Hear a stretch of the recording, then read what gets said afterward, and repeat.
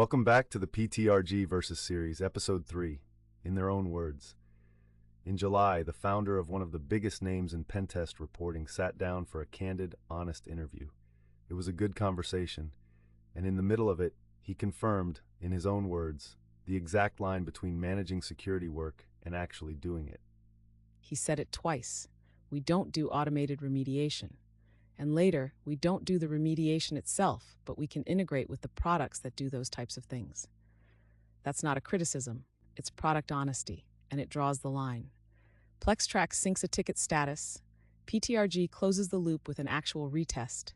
The exploit is re-executed, and only then does the finding close.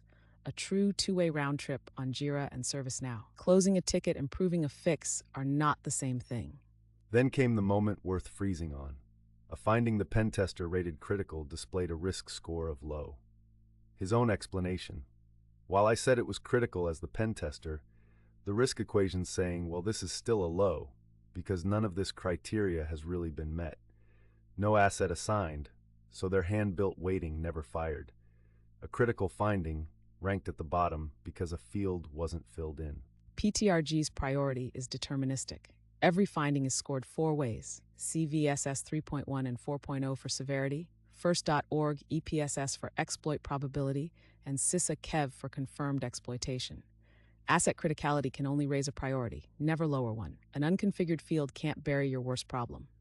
And here's the tell: 25 minutes on how to decide what to fix first, and not one mention of EPSS, the published probability a vulnerability is actually exploited, or the CISA known exploited vulnerabilities catalog. Exploitability first prioritization isn't exotic. It's free, public intelligence, and it's on every PTRG finding with the date printed on it. That intelligence collapses into an explicit patch queue, P1 to P4. KEV first, then EPSS, then CVSS. A 9.8 nobody is exploiting ranks below a 7 in the KEV catalog, and a low-scored CVE that lands in KEV jumps straight to P1. The rule set is printed right on the finding, transparent and defensible. So here's the difference, plainly. Every priority score, theirs, ours, anyone's, is a hypothesis. It says this is probably worth fixing first.